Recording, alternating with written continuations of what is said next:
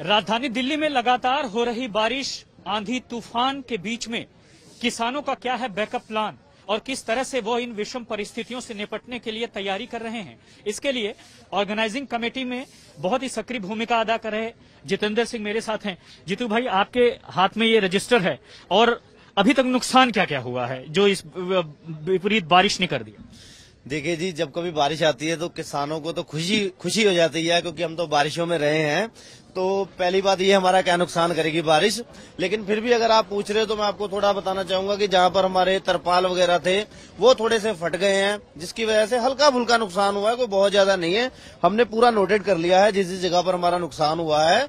हमारी अभी थोड़ी देर में जितने भी सेवादार हैं सब लग के, मैं उम्मीद करता हूँ 2-3 घंटे में फिर हम सब चीजें नॉर्मल कर लेंगे। अच्छा, बैकअप प्लान और कितना ऑर्गेनाइजिंग है ये इस तरीके से आप देख सकते हैं कि जीतू लगातार लोगों से मिल रहे हैं कि कहाँ तिरपाल की जरूरत है, कहाँ दूसरी चीजों की आवश्यकताएं हैं। सभी कुछ चीजों को नोट करके बाकायदा वो मंगाई जाएंगी। और जब से बारिश शुरू हुई है तब से अलग अलग इलाकों से फोन भी आ रहा है कि किसानों को किन चीज की जरूरत है, लिहाजा वो मुहैया कराई जाए। और ऐसे में जो बैकअप प्लान है वो यही है कि कुछ तिरपाल मंगाई गई हैं। भारतीय किसान यूनियन के राष्ट्रीय प्रवक्ता राकेश टिकैत ने भी जो दूसरे राज्यों से किसान ज्वाइन करेंगे इस प्रोटेस्ट को, उनसे भी साफ तौर पर कहा है कि अगर वो दिल्ली की तरफ आ रहे हैं तो बाकायदा बांस, बल्ली और तिरपाल के साथ वो जरूर आएं, क्योंकि यहाँ पर इस तरह की चीजें या दिक्कत आ सकती हैं। जी, मैं आपके माध्यम से एक मैसेज देना चाहूंगा अपने किसान भाइयों को, क्योंकि बहुत कल से फोन आ रहे हैं, सुबह से फोन आ रहे हैं कि भाई बारिश पड़ रही है, यहाँ पर क्या माहौल है। मैं आपको आश्वस्त कर दूं कि यहाँ पर कोई परेशानी वाली बात नहीं है।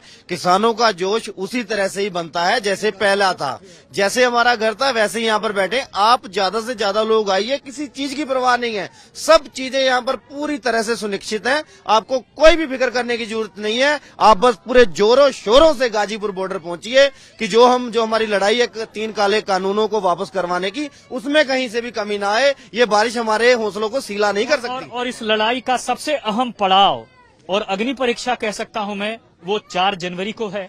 देखना यह होगा कि गतिरोध टूटेगा या फिर स्थिति जस की तस होती है। इन सब के बीच लगातार प्रतिकूल होते मौसम को मात देने के लिए किसान अपनी अलग अलग रणनीति, स्ट्रेटजी और बैकअप प्लान के तहत पूरी तरह से तैयार है।